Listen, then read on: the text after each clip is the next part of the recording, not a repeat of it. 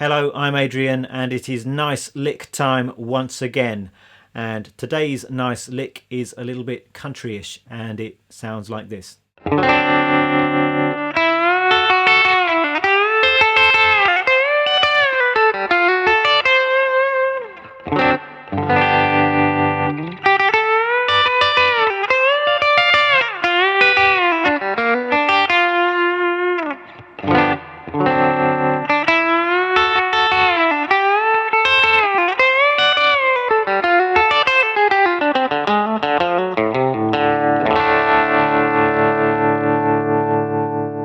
Oh yeah, splendid sounding lick. So as you can hear, it's a very country flavoured lick. We've got lots of those nice pedal steel type bends going on in there.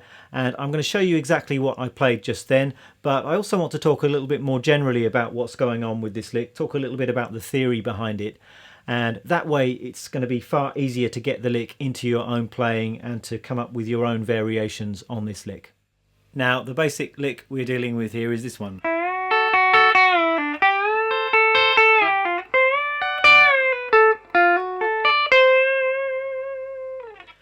And it's designed to work over a D major chord or a D7 chord, and it's really made up of three separate bending ideas that I'm just taking along the fretboard.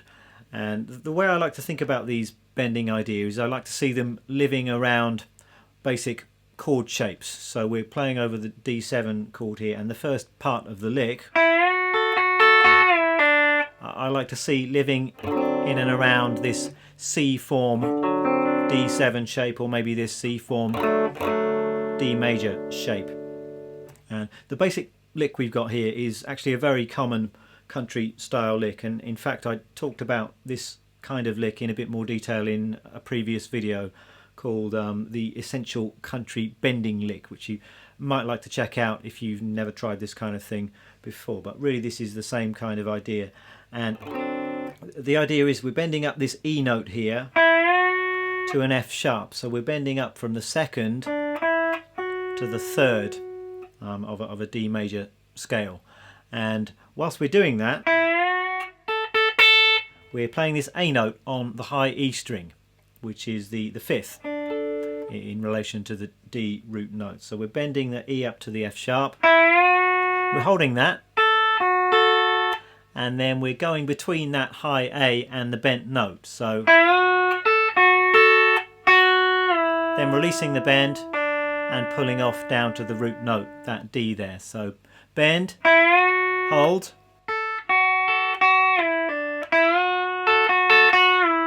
and the tricky thing here is to try and get that bend exactly in tune, and I don't always manage it myself, I have to say, but the idea is you want to bend exactly up to that F sharp, and then this is where you need to have a bit of strength to hold that note whilst you're playing that note on the high E string. So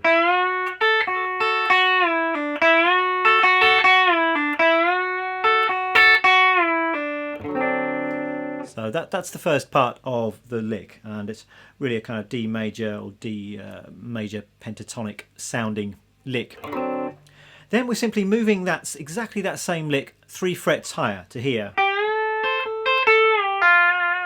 And you might already be familiar with this concept, but if you're playing something in the major pentatonic scale,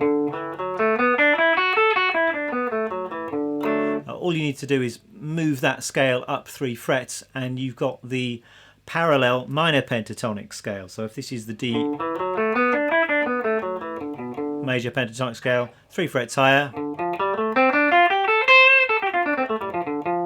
you've got the D minor pentatonic scale with exactly the same fingering. So that's actually a very useful concept, particularly in blues and in country, that you can get a lot of mileage out of the same kind of material. So we can play exactly the same lick. We play it here. You've got a sweet major pentatonic sounding lick. You play it up here. You've got more of a bluesy sounding lick. So here the bend is at the 8th fret. So we're actually bending a G up to an A, which in relation to the D, it's the 4th going up to the 5th, and we've got the flat 7 on top. So, and I finish off by going a little bit higher up the neck and playing this idea.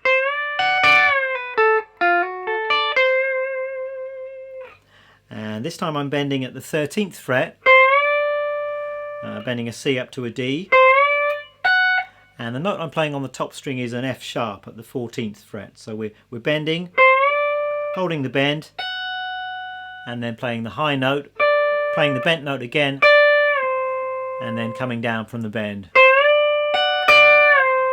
And I'm just pulling off to the 12th fret on the B string, playing the 14th fret on the G, and then coming down to the 10th position to round the lick off, and I've got a hammer on from 10 to 12 on the G string. That's a flat third to the major third, and then 10 on the top two strings, ending on this C note here, the 13th fret on the B string. So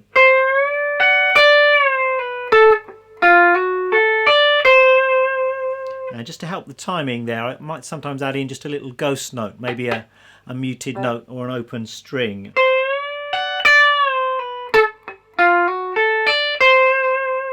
So it's just after I've played the A note there, add in a little muted note, and that will enable me to go down to the 10th fret to finish the lick. So that's the entire lick if I just play that slowly.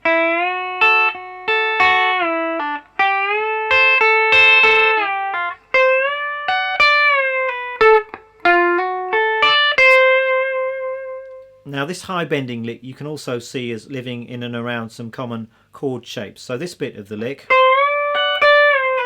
I'm seeing as belonging to this D7 or this D major chord form, kind of in the D form if you like. So 12th fret on the D, 14 on the G, 13 on the B, 14 on the high E. And then you can see how we're holding that top note there, that's the third of the chord, and we're bending up a C to a D, that's the flat 7 to the root. You can see and you can hear how it relates to that chord shape. Very useful when you're trying to use this lick and to find it quickly in a kind of improvising context. So, and then this last bit of the lick I'm seeing as belonging to the E form, D major or D7 bar chord. You can see that lick is kind of hiding within that chord shape. Just a word about the picking hand. You can play this all with a pick, but the country approved way of playing a lick like this would be to use a bit of hybrid pickings, which is what I'm doing. So all of the notes played on the high E string I'm playing with the middle finger of my picking hand, and the rest of it I'm playing with the pick, and that way you can get a bit of a snap on those higher notes and it gives you that country chicken picking kind of a sound. So if I just try and get my picking hand in picture here, and you can see that a little bit, but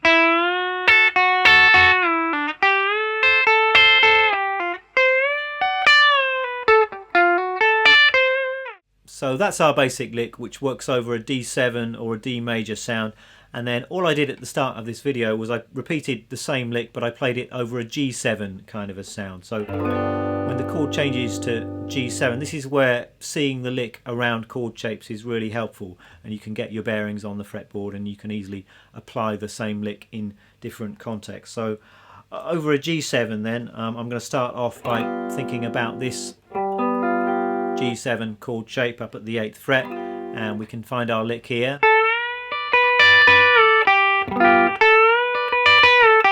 Move it up 3 frets for the G minor pentatonic,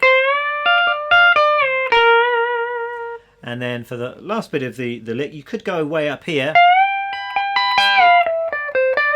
at the 17th fret, but what I decided to do is to play that lick an octave lower down here. So once again you can find your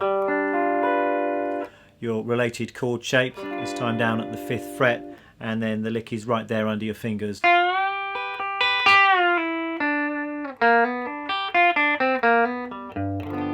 Finish it off down with the E form G major shape. So that way you can play the entire lick in the key of G as well. So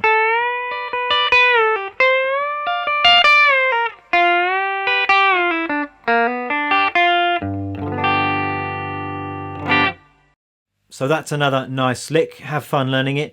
And if you have enjoyed this lesson, you might like to check out the video I mentioned earlier about the essential country bending lick, where I talk about these kind of concepts in a little bit more detail. Music and Tab is up on my Patreon page. Thank you for watching. I'll see you next time. Bye bye.